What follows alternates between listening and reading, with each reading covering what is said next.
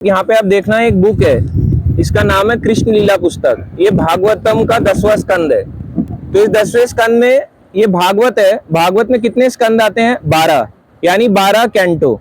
ये 10वां कैंटो यानी 10वां स्कंद है। इसका 88 नंबर चैप्टर। कौन सा? 88, 88 नंबर। इस चैप्टर का नाम ही यही है, भगवान शिव का उद्धार। जो संसार का उद्धार करते हैं, इसमें क्या दिया गया है? भगवान शिव का उद्धार। तो उनका भी उद्धार होता है, ऐसा नहीं है। अब उसी के बारे में आज हम जानेंगे। जैसे एक बारी राजा परीक्षित थे। परीक्षित ने प्रश्न किया, किससे? अपने गुरु सुखदेव गोस्वामी से, कि सबसे श्रेष्ठ कौन है? शिव जी श्रेष्ठ हैं या भगवान विष्णु श्रेष्ठ हैं? बात करी। जैसे यहाँ पे आप जाओगे, अभी हम कहाँ पे हैं? रुद्रप्रयाग। रुद्रप्रयाग में कौन सा मंदिर है? रुद्रनाथ जी, जिनके नाम से रुद्रप्रयाग जाना जाता है। तो उन्होंने क्वेश्चन किया किससे? अपने गुरु से, कि शिव जी श्रेष्ठ हैं या फिर भगवान विष्णु श्रेष्ठ हैं? क्वेश्चन किया। अब इसमें बताया जाता है ब्रह्म संहिता। इस संसार का पहला जीव कौन है? ब्रह्मा। अब ब्रह्मा को हमसे ज्यादा पता है या हमें ज्यादा पता है? कौन मानता है ब्रह्मा को ज्यादा पता है? ब्रह्मा के पुत्र कौन है? शिव। कई पुत्र है, नारद, शिव, भृगु, अनेक पुत्र हैं। तो बताया जाता है कि शिव जी किसके पुत्र हैं? ब्रह्मा के। तो ब्रह्मा को ज्यादा पता होगा ना, अपने संतान के बारे में सबसे ज्यादा कौन जानता है? उसके पिता। तो बताते हैं ब्रह्मा जी ब्रह्म संहिता में, क्षीरम दधि विकार विशेष योगा, यानी दही कैसे बनती है? दूध से। दूध से दही बन जाता है, ये ब्रह्मा जी कह रहे हैं। एग्जाम्पल के तौर पे दूध से जैसे दही बन जाता है, वैसे ही कृष्ण में तमोगुण नहीं आता, मगर तमोगुण का विकार, तमोगुणी लोगों का उद्धार करने के लिए कैसे रूप में आते हैं? वो शिव जी के रूप में। अब जैसे एग्जाम्पल कोई बोले, दूध और दही किसका प्रोडक्ट कहलाता है? क्या बोलते हो आप इंग्लिश में? Milk product. अब अगर कृष्ण और विष्णु है, या फिर आप शिव जी बोलें, आप क्या बोलेंगे? किसके प्रोडक्ट है? विष्णु। मैंने तो नहीं बोल रहा, आपने बोला। दही किसका प्रोडक्ट है? Milk product. पनीर किसका प्रोडक्ट है? मिल्क। पक्का? चीज दही का तो नहीं है। मक्खन मिल्क प्रोडक्ट। सब चीजों को क्या कहते हो? Milk product. तो वैसे ही शिव जी कैसे आए? कहां से उनकी उत्पत्ति होती है? किससे? भगवान विष्णु से। वहां पे बताते हैं उनका जन्म हुआ ब्रह्मा जी के यहाँ से, आईब्रो के बीच से। वैसे शिव जी का जन्म नहीं होता। जैसे एक होता है प्रकट होना, एक होता है अप्रकट होना, वैसे ही प्रकट अप्रकट, अपीयर डिसअपीयर। तो वैसे बताया जाता है जब तमोगुणी लोगों का उद्धार करना होता है तो कौन आते हैं? शिव जी। तो यहाँ पे आप देखेंगे उन्होंने प्रश्न किया कि कौन ज्यादा श्रेष्ठ होता है। हम देखते हैं उन्होंने प्रश्न किया, परीक्षित क्वेश्चन पूछ रहे हैं। परीक्षित कह रहे हैं कि हम देखते हैं विष्णु के जो भक्त होते हैं ना, बड़े गरीब होते हैं। हम देखते हैं उनके दरिद्र हालत होती है, उनके पास ज्यादा पैसा नहीं होता। आप जहां भी जाओ, एग्जाम्पल के तौर पे जहां भी जाओ आप, जैसे दिल्ली से आप सब आए तो दिल्ली से वृंदावन जाओ, मथुरा जाओ, कहीं ब्रजमंडल जाओ, या आप कहीं बद्रीनाथ जाओ, तो कई लोग कहते हैं कि जो विष्णु के भक्त है ना, बड़े दरिद्र होते हैं, इनके पास पैसा नहीं होता, लक्ष्मी विहीन होते हैं। और दूसरी तरफ हम शिव जी के भक्त देखते हैं। शिव जी के भक्त कैसे होते हैं? समृद्धिशाली होते हैं, बहुत पैसा होता है। और शिव जी खुद कैसे रहते हैं? वैरागी रूप में। और भगवान विष्णु कैसे रहते हैं? ऐश्वर्य रूप में। भगवान विष्णु ऐश्वर्य रूप में और उनके भक्त बेचारे दरिद्र रूप में। ये उन्होंने क्वेश्चन किया। और शिव जी खुद वैरागी हैं और उनके भक्त उल्टे चलते हैं। कैसे? ऐश्वर्यवान रोके रहते हैं। रावण देख लो, ऐश्वर्यवान था तो भक्ति शिव जी का। तो उन्होंने प्रश्न किया, दोनों में से श्रेष्ठता बताओ, सबसे श्रेष्ठ कौन है? ये हम नहीं कह रहे, यहाँ पे लिखा है। जो भी बात को चैलेंज करे, लड़ाई करे, ये पढ़ो। बताया जाता है भागवत में ही, निम्न गणाम यथा गंगा, बहने वाली नदियों में कौन सी नदी श्रेष्ठ है? गंगा। ये गंगा नदी श्रेष्ठ है। आगे बताते हैं, देवा नाम अच्युतो यथा, सारे देवताओं में 33 करोड़ देवता, सबसे श्रेष्ठ कौन है इनमें से? भगवान श्री कृष्ण। आगे बताते हैं, वैष्णव नाम यथा शंभु, सारे वैष्णवों में सबसे श्रेष्ठ कौन है? भगवान शिव। और बताते हैं, पुराणम इदम तथा, सारे पुराण में से सबसे श्रेष्ठ कौन सा है? भागवत पुराण या शिव पुराण? भागवत पुराण। कौन कह रहा है? सुखदेव गोस्वामी स्वयं वेद व्यास लिख रहे हैं। वेद व्यास जी ने कौन कौन से ग्रंथ लिखे हैं पता है आपको? 4 वेद, 108 उपनिषद, 1,00,000 श्लोक की महाभारत, 1,00,000 श्लोकों की। और क्या लिखा है उन्होंने? 17 पुराण, जिसमें शिव पुराण भी आता है, कूर्म पुराण, नरसिंह पुराण, वामन पुराण, मत्स्य पुराण, सारे पुराण आते हैं। और क्या लिखा है उन्होंने? वेदांत सूत्र, इसकी समरी, सारे शास्त्रों की समरी वेदांत सूत्र वेद व्यास ने लिखी। एक ग्रंथ रह गया था उनका, कौन सा? श्रीमद् भागवतम, श्रीमद् भागवत पुराण। इतना सब लिखने के बाद भी, इतना सब लिख दिया, अभी श्रीमद् भागवत नहीं लिखा था, कंफ्यूज हो गए। वेद व्यास स्वयं भगवान है, कहां जाते हैं? अपने गुरु नारद मुनि के पास। क्या कहते हैं कि इतना कुछ मैंने लिख दिया, मैंने शिव पुराण लिख दिया, नरसिंह पुराण लिख दिया, वामन पुराण, विष्णु पुराण, मत्स्य पुराण, सब लिख डाला, पर मेरा मन बड़ा चंचल है। यहाँ पे लोग क्या कहते हैं? हमने ये वाला पुराण पढ़ लिया, हमें बहुत ज्ञान है। ज्ञानी भगवान को पसंद नहीं है, भगवान को प्रेम ही पसंद है। मगर ज्ञान हम इसलिए लेते हैं ताकि प्रेम बढ़ा पाए। अगर आप किसी को ज्यादा जानना चाहते हो, मेरे को अगर किसी को प्रेम करना है, उसके बारे में डिटेलिंग लूंगा या नहीं लूंगा? लूंगा। ज्यादा उसके क्लोज रहूंगा? नहीं लूंगा। उसके बारे में उसकी इंपॉर्टेंस जानूंगा कि उससे प्रेम कैसे बढ़ाऊं, उसे क्या अच्छा लगता है। अब भगवान कृष्ण को क्या अच्छा लगता है? तपस्या। क्या अच्छा लगता है? प्रेम। भगवान खुद ही कह रहे हैं, भगवान क्या कह रहे हैं? प्रेम के भूखे हैं या भगवान तपस्या के भूखे हैं? प्रेम के। तो ज्यादा जानने के लिए भगवान को कहां से जाना जाता है? शास्त्रों से। इतना लिखने के बाद भी कहते हैं मेरा मन बड़ा चंचल है, मेरे मन में ना बड़ा विचलित हो रहा है, इतना सब मैंने लिख दिया, मैं बड़ा परेशान हूं। तो उनके गुरु नारद मुनि कहते हैं आपने सब कुछ लिखा, आपने एक कभी चीज नहीं दी। क्या? शुद्ध भक्ति का ज्ञान। इसका मतलब शुद्ध भक्ति का ज्ञान कहाँ है? बाकी पुराणों में नहीं है, इसका मतलब है। बाकी पुराणों में भी है, मगर उसमें कुछ ना कुछ कर्म कांड मिश्रित होता है। कर्म कांड क्या है? जैसे एक व्यक्ति पीएचडी में है, एक व्यक्ति अभी नर्सरी में है, तो उसको पीएचडी लाने के लिए 12वीं, ग्रेजुएशन, पोस्ट ग्रेजुएशन तो करना पड़ेगा, नहीं करना पड़ेगा, या डायरेक्ट पीएचडी पढ़ा दोगे? तो जो अभी डायरेक्ट उस चीज को नहीं समझ सकता, उसके लिए वेदों का कर्मकांड, अलग अलग चीजें दी गई। ऐसे ही क्या करा उन्हें? लास्ट में उनके गुरु ने कहा, नारद मुनि ने, कि जाओ अब लिखो श्रीमद् भागवत पुराण। तो श्रीमद् भागवत पुराण लास्ट में आया है, पहले नहीं आया, सबसे लास्ट। और ये सबसे उत्तम ग्रंथ है। बताया जाता है पुराणम इदम तथा, सारे श्रेष्ठ जितने भी ग्रंथ हैं, हर ग्रंथ का श्रेष्ठ कौन सा है? श्रीमद् भागवत। और बाकी पुराणों में जो भक्ति का सार है, एक बुक आती है, उसका नाम है शास्त्र हरि भक्ति विलास, कि भक्ति के बारे में अलग अलग पुराणों में कौन कौन से श्लोक दिए गए हैं। ठीक है, तो यहाँ पे बताया जाता है। अब ये प्रश्न किया, तो प्रश्न करने के बाद परीक्षित को एक कथा सुनाते हैं। कौन? सुखदेव गोस्वामी। अब ये कहाँ सुना रहे हैं? शुकताल तीर्थ। जब आप दिल्ली से 200 किलोमीटर जाओ तो एक जगह आती है शुकताल, यानी कि मेरठ से थोड़ा सा आगे एक जगह पड़ती है, शुकताल तीर्थ कहते हैं। वहां बैठ के 7 दिन 7 रात तक परीक्षित ने सुखदेव गोस्वामी को भागवतम सुनाया। तो यहाँ पे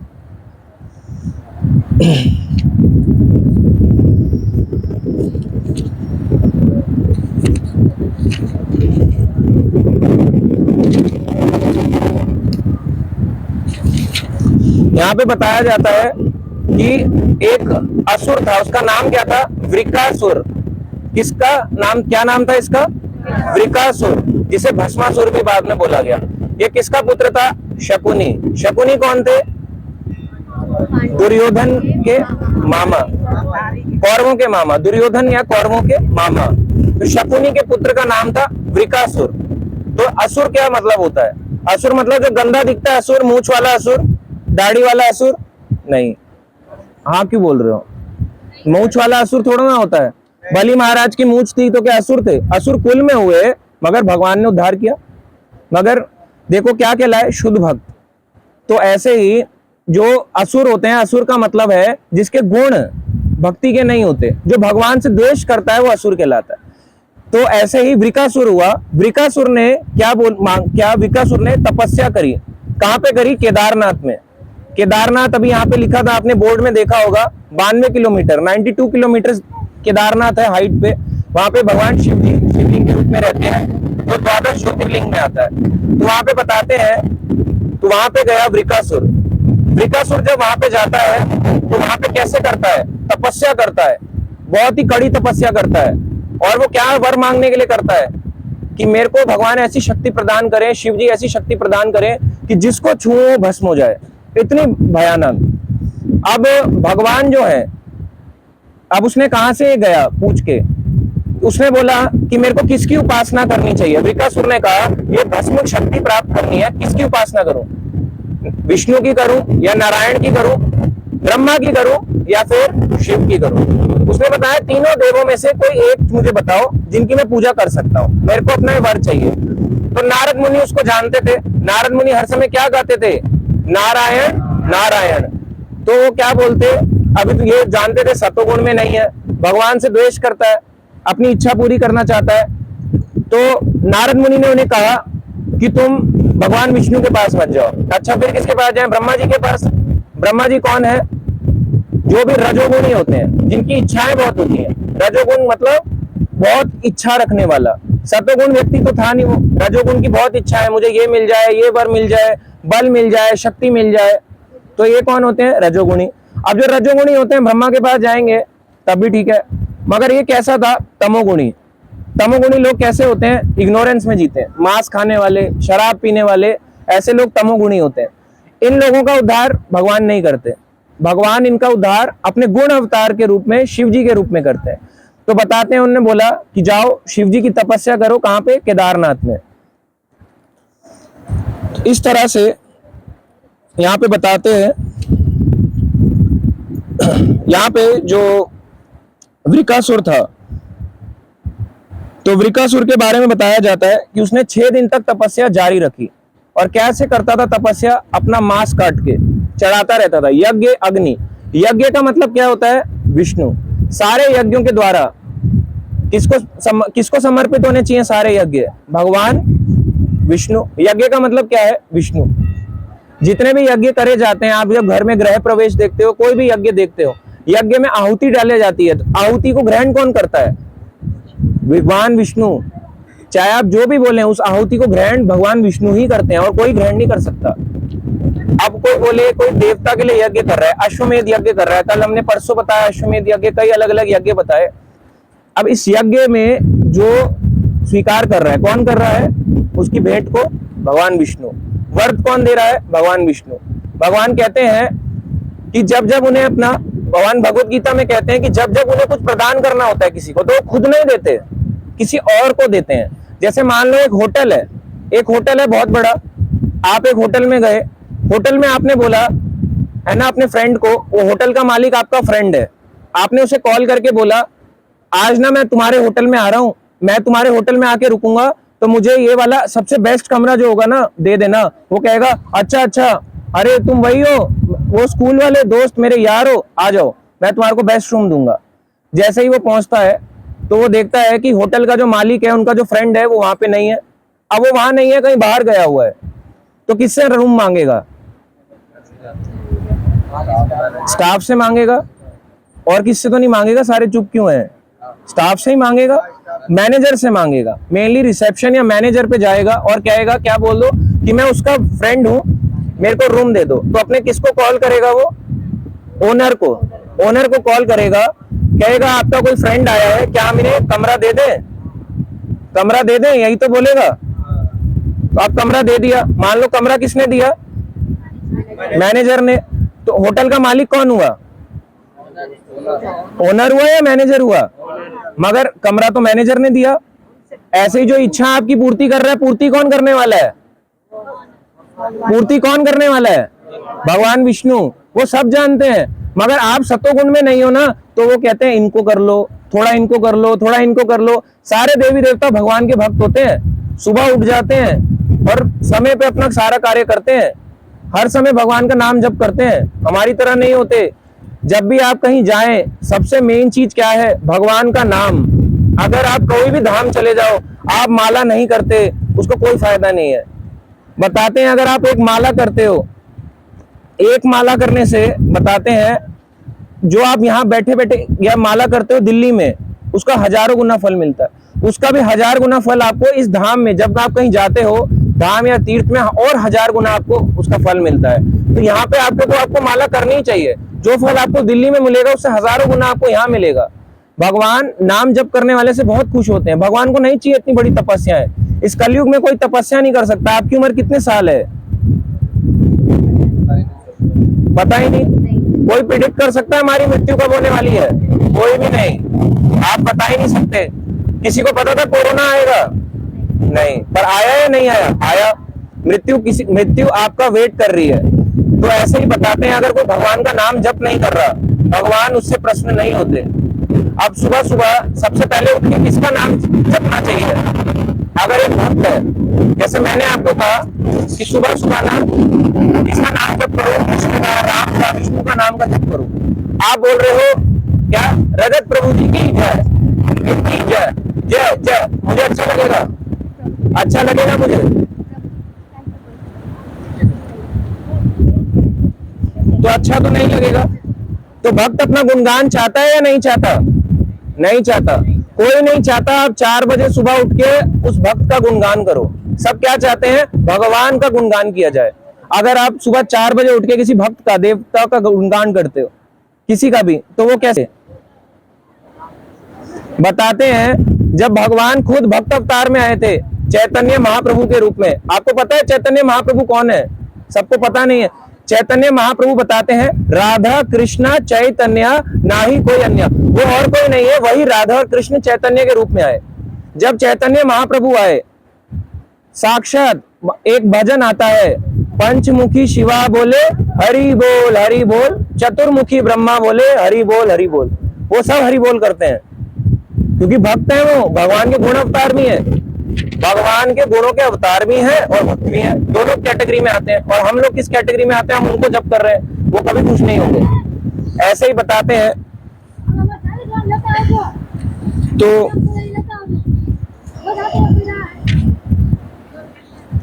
तो शिव जी जो है ना, उनकी तपस्या करी। तो बताते हैं यहाँ पे तपस्या जब कर रहा था केदारनाथ में,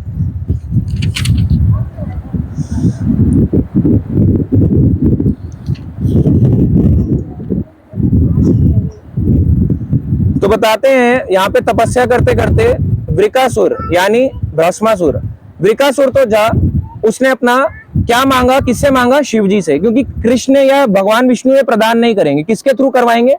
शिव जी के थ्रू। तो उसने बहुत शक्तिशाली वरदान मांगना चाहता था। 6 दिन तक तपस्या करते रहा। ओम नमः शिवाय, एक अंग काटा, एक अंग काटा, यूं काटा, अपना हाथ काटा, पेट काटा, टांग काटी। शिव जी कहते हैं इससे मैं प्रश्न नहीं होता, मैं खुद तो वैरागी हूं, तुम अपना हाथ पैर कटवा रहे हो, क्या कर रहे हो? तो शिव जी कैसे खुश होते हैं? उनपे अगर आप थोड़ा सा गंगा जल डाल दो, बेल पत्र डाल दो, खुश होते हैं। इतना ही चाहिए उनको, ज्यादा नहीं चाहिए आपसे। आपके हाथ पैर आप अंग कटवा लोगे, उससे उनको आनंद नहीं आता, दुखी होते हैं, बेचारा क्यों काट रहा है। और उससे भी ज्यादा कब खुश होते हैं? शिव जी कब खुश होते हैं? जब आप उनके नाम का जप करते हो। आप वहां बैठ के तो सुन रहे हो ऊपर, आप यात्रा में उनके साथ आए थे, आप यात्रा में उनके साथ आए थे, आपने मनोकामना पूरी करी, करेंगे नहीं मान लो भगवान, फिर क्या करोगे? भगवान वही आपकी पूरी करेंगे मनोकामनाएं। मनोकामना मांगता कौन है? कई कहते ना मेरे मन की बड़ी कामनाएं है। वृकासुर कौन था? अपनी मन की कामना पूरी करने गया था। तो हम कौन है? मन की कामनाएं पूरी करने जा रहे हैं। आप वहां जा रहे हो, आपको बुरा जरूर लगेगा, मगर पूरे आपकी कौन कर रहा है मनोकामनाएं? आप भूल जा रहे हो। होटल का मैनेजर कर रहा है, ओनर ओनर ओनर के पास क्यों नहीं जा रहे? तो ओनर पूरा कर रहा है। हम अनादर नहीं करते। कई लोग बहुत चिढ़ते हैं, आप बदनामी करते हो, ये करते हो। बदनामी नहीं है, रियलिटी है, और खुश होते हैं। तुलसीदास जी कहते हैं बालकांड में, महामंत्र जाई जपत महेशु। वो खुद इस बात को बोल रहे हैं। अरे तुलसीदास गलत होंगे क्या? जिन्होंने साक्षात हनुमान जी से ज्ञान प्राप्त किया वो गलत होंगे? ये कोई हमारी लिखी हुई किताब है, आप पढ़ो, गीता प्रेस रामचरितमानस आती है, उसमें तुलसीदास जी यही लिखते हैं कि महामंत्र का नाम का जप करते हैं। कौन? शिव जी। इस महामंत्र कौन सा? जो आपके पास ये माला है, इसी मंत्र का वो जाप करते हैं। उनको अच्छा लगता है कि आप इस मंत्र का जाप करो। उनको उससे भी अच्छा लगता है गंगा जल। उनको गंगा जल से भी बढ़ के क्या है? महामंत्र का जाप करने वाले उन्हें पसंद है। बताते हैं जो राम का नहीं वो उनके काम का नहीं। जो राम का नहीं हो पाया उनके काम का होके क्या कर लेगा? आप अगर बोलो ओम नमः शिवाय, उससे ज्यादा प्रश्न होंगे, या हरे कृष्णा महामंत्र से प्रश्न होंगे? हरे कृष्णा महामंत्र बोलोगे उससे ज्यादा खुश होंगे। अगर आप ओम नमः शिवाय बोलोगे तो किसका गुणगान हुआ? उनका। और भक्त अपना गुणगान सुनना चाहता है? नहीं। मगर फिर भी देखो इतना बड़ा भार उठा रखा है उन्होंने। तो वृकासुर ने वरदान मांगा। 7वां दिन जब अपना गला काटने जा रहा था, जैसे रावण ने अपने 10 सिर भेंट चढ़ाए, शिव जी को अच्छा नहीं लगा। शिव जी कैसे हैं? करुणा है ना, उनको वो हो जाता है, मर्सीफुल है, दया आती है, क्या कर रहा है, इसको रोको रोको, आत्महत्या कर लेगा अपनी, मर जाएगा, रोकने आ गए, बोलो बताओ क्या चाहिए तुम्हें। तो वृकासुर ने क्या मांगा कि बताते हैं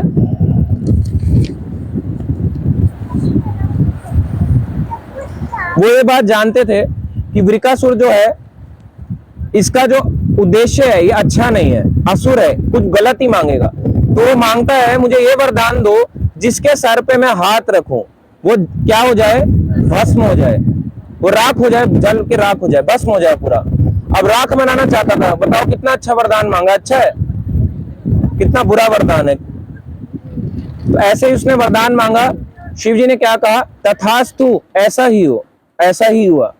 सबसे पहले उसने क्या कहा, वरदान देने वाला, अच्छा इन्होंने मुझे वरदान दिया है, अब मैं शिव के पीछे ही भागूंगा, इन्होंने मुझे वरदान दिया, अब क्या करूंगा, इनकी पत्नी पार्वती का भोग करूंगा, सबसे सुंदर है सावित्री, सती सावित्री, सती के रूप में आई या पार्वती के रूप में अब इनका भोग करूंगा। शिव जी के पीछे भागा ऐसे करके, अब इनको भस्म कर डालूंगा, भस्म भस्म कर डालूंगा।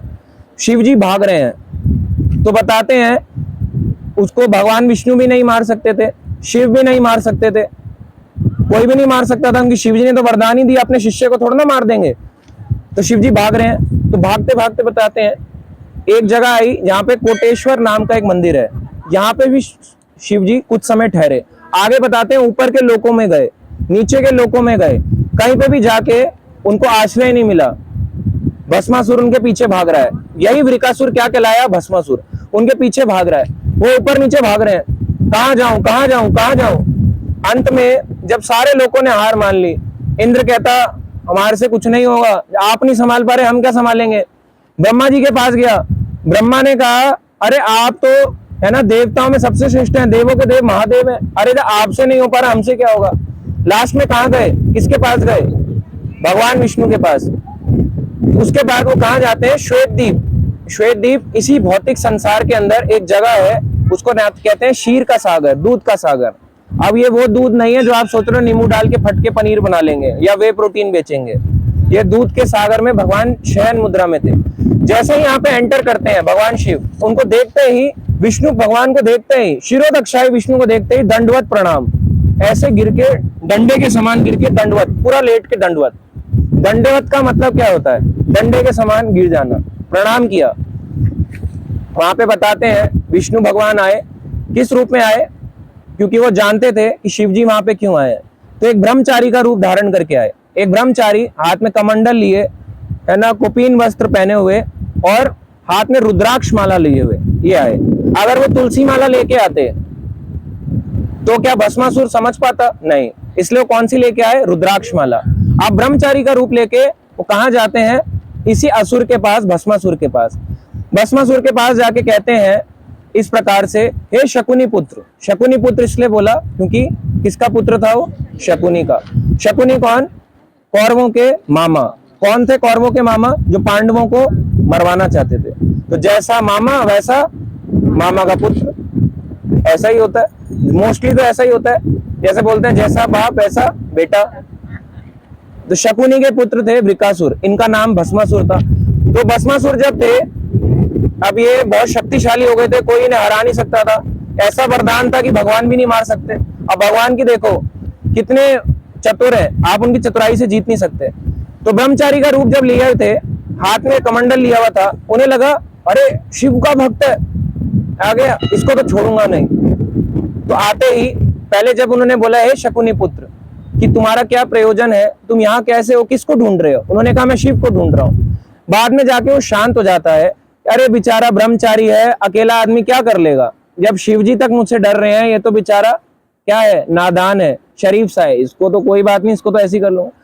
इस प्रकार से बताते हैं कि भस्मासुर के बारे में कि जब ऐसा हुआ तो भगवान ने उनको क्या कहा, अरे तुमने उनसे वरदान मांगा है, तुम्हें नहीं पता कि वो कितने चतुर हैं, उनका वरदान काम नहीं करता।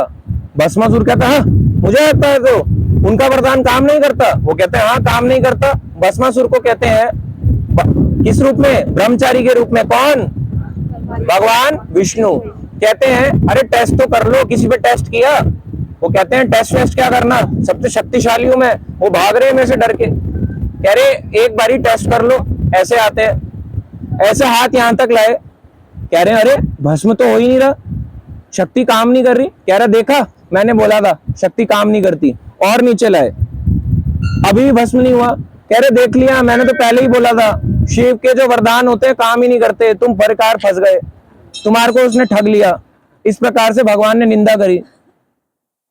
फिर जैसे ही भस्मासुर ने हाथ ऐसे किया अपने ही सर पे और खुद ही भस्म हो गया। तो देखो भगवान कितने चतुर हैं, भगवान की चतुराई से कोई नहीं जीत सकता, अपने ही हाथ से उसको ही भस्म करवा दिया।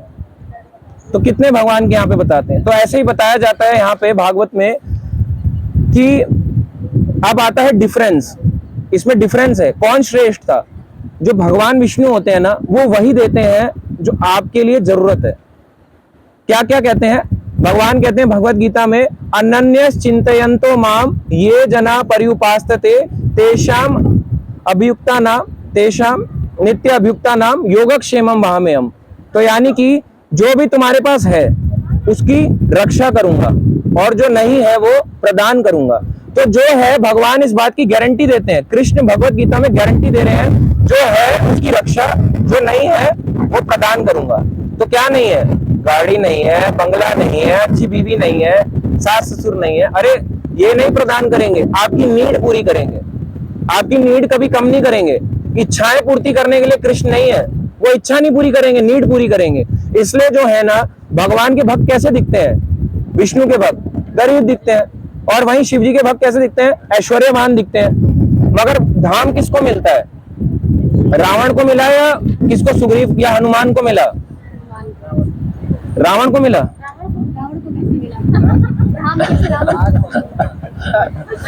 रावण को मिला, हनुमान को मिला, हनुमान जी को मिला, जटायु को मिला या कुंभकर्ण को मिला, जटायु को मिला।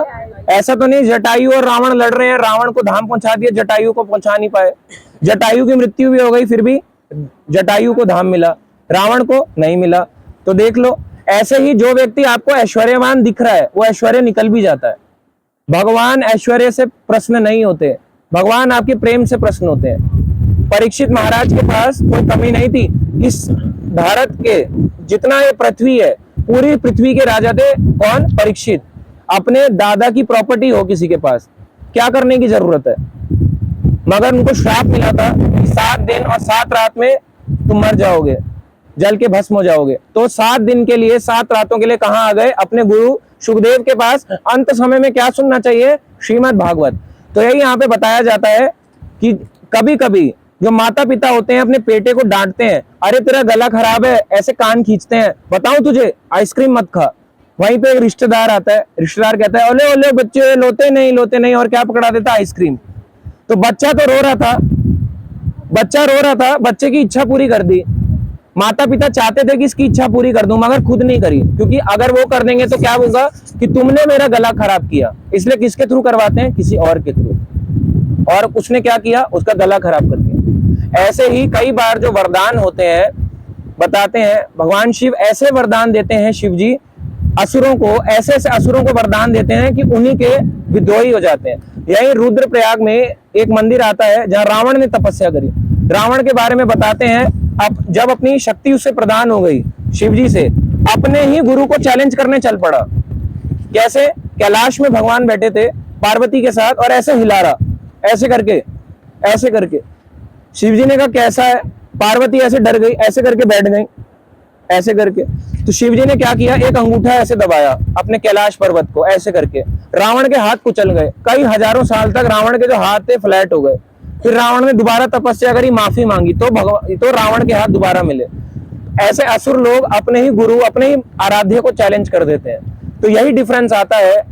सुखदेव गोस्वामी परीक्षित को कहते हैं कि कभी कभी शिव जी ऐसा वरदान दे देते हैं, इस भस्मासुर की कथा में जैसे पता चला कि उन्हीं के भक्त उन्हीं को चैलेंज कर डालते हैं। वहीं भगवान विष्णु होते हैं, उनके भक्त उनके साथ ऐसा नहीं करते। कोई आपने देखा विष्णु भक्त विष्णु को चैलेंज कर रहा हो, मगर आजकल के कलयुग के चैलेंज कर देते हैं।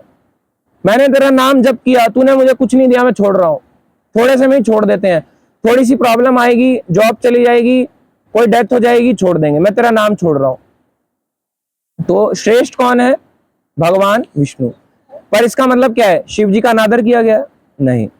ठीक है। और यहाँ पे अभी आज हम गए थे कोटेश्वर मंदिर, तो ये कोटेश्वर मंदिर में बताते हैं, यही रुद्रप्रयाग में बताया गया कि यहाँ पे 1 लाख ब्रह्म राक्षस थे। ये ब्रह्म राक्षस कौन होते हैं? भूत, प्रेत, पिशाच, ब्रह्म राक्षस, ये सब मनुष्य योनि में आते हैं। ब्रह्म राक्षस जो है मंदिरों के अंदर भी घुस जाता है। मान लो आप कर रहे हो ओम जय जगदीश हरे, ब्रह्म राक्षस यहाँ खड़ा हो जाएगा आपके, कहेगा करो करो करो।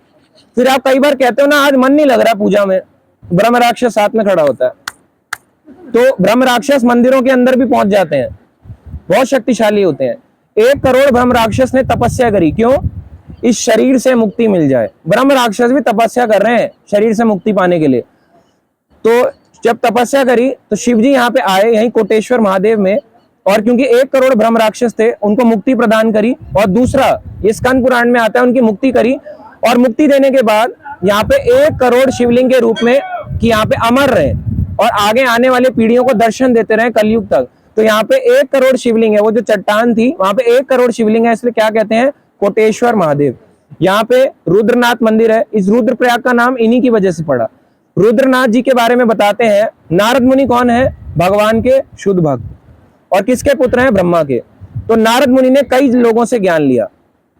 नारद मुनि ने बताते हैं कहां कहां से ज्ञान लिया? ब्रह्मा से लिया, स्वयं भगवान से लिया, और शिव जी से भी लिया। तो शिव जी से भी ज्ञान लिया।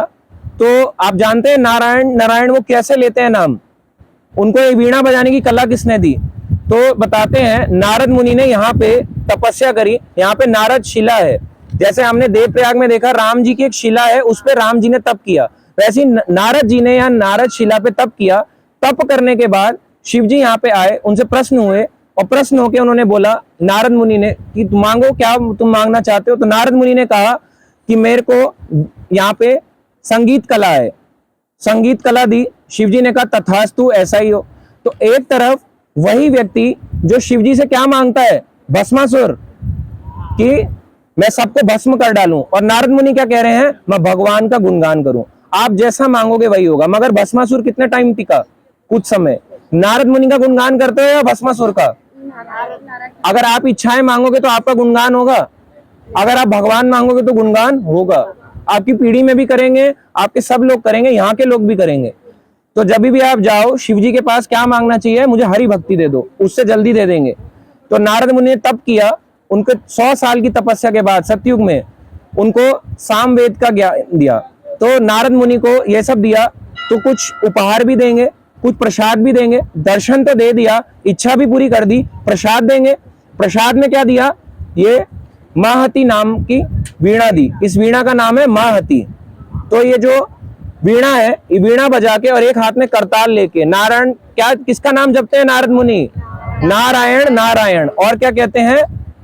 हरे कृष्णा कृष्णा कृष्णा हरे हरे, हरे राम राम राम हरे हरे।